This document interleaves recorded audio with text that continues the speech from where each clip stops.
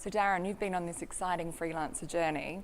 Can you share some of your insights into how freelancers been able to manage this successful global expansion and I guess some of the more interesting ways that they've leveraged the brand? Sure.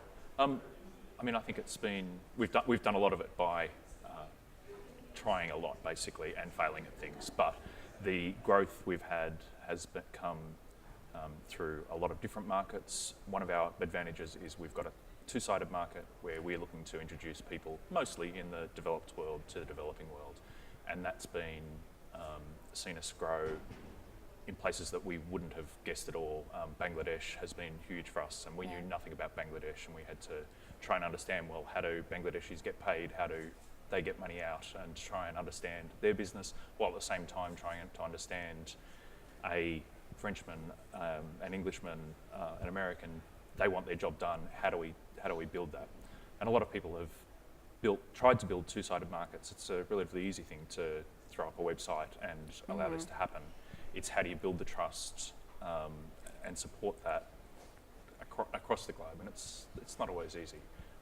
Good people, and we've had a really heavy focus on data analytics, where we try and understand why do things happen, where are people coming from, where are they failing to get what they want, are they not getting a good experience, are they getting a good experience, and how can we support that sort of path for them. Brilliant. Okay, so it's a bit more about really taking the time to understand your markets rather than just jumping in. Yeah, and I guess it's a bit of both, but you have to try and learn on the fly. And so intuitively, we've really looked at our products, and I'm sure in the same way a lot of product managers do, where you envisage it sort of in one way, but the data analytics side has been huge for us. Things that we wouldn't remotely expect, and there's the tiny stuff that people talk about, the sort of a button on the left-hand side or the right-hand side sort of stuff that okay, maybe you get 0.5% here or there, but in reality, it's small things. Well, small things matter, but there are big things in terms of engagement that we can bring. How do we better pitch this on our front page? Often it's short, snappy sentences. It's simple things, but that aren't obvious. But it's knowing they're there and knowing them when you find them, and that's not necessarily an easy thing. And we all know, like, freelancers got a fantastic global presence and growth strategy, but you still managed to feel very Australian, I think, in the sense of the business. So how have you look to your support networks to grow the business, and maybe if you could share a little bit around the IPO potentially? Yeah, sure. Matt and I, who are two of the directors, found our third director, Simon, who'd successfully built PC Tools and sold it to Symantec for hundreds of millions of dollars.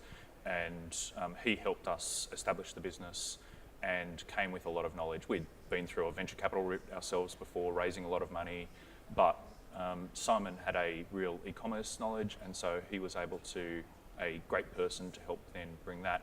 And then between our own networks and him, we were able to draw on a lot of local people, absolutely, in the space. Yes, we knew a lot of the venture capitalists, but also then we'd hired a lot of engineers over the years. And once you get into some networks, I mean, we've been big in the universities, sort of lecturing at university and trying to then get in new people, get their friends in. And so you've been investing in the local education space as well? Yeah. I mean, both Matt and I have been actively involved in the universities now for a long time. And so those networks really, really help you find talent, which is always hard. I mean, it doesn't matter, you always want the most talented people, even if you can find talented people, you always want that next level. But that also means hiring ambitious entrepreneurial people who will want to run off to the other side of the world and sort of found their own companies, but I think that's great. But then as the business was growing, we were lucky enough to be profitable very early, but we were looking at what that next step was, and the obvious steps are you go offshore, you raise venture capital offshore and leave. And we had it raised with us that the ASX was an interesting place. We spoke to the ASX, but we spoke to local fund managers then, and everyone was very supportive, and we were really surprised by that. It's not something that technology the technology business has been particularly good at. I think, you know, or perhaps we just haven't been aware of the support Yeah. that's there. A lot of people have said no. And so we then started looking into it, worked on our prospectus and went to market, and have been, really, really surprised, I guess, by the success that we've had and the support we've had from local industry. And then I think that is a great model for other tech companies around. I don't think we're a particularly unique business in terms of what investors were looking for. I think we've got a great business, but I think it's a great path for other businesses.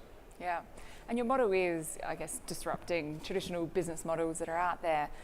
Has the IPO affected your culture at all, or would you say that you've remained quite focused on keeping... We've worked very hard to try and keep our culture. Yeah. It's meant we've got a couple more people we perhaps earlier than we perhaps otherwise would have on compliance sort of style issues, but nothing too heavy. I mean, you just sort of actively cultivate your culture. Indeed, invest in your products, your product people, your engineering teams, and we've really tried to keep that our focus and try and. I mean, that's what's delivered our growth to date, and we feel we've still got a lot of growing to do.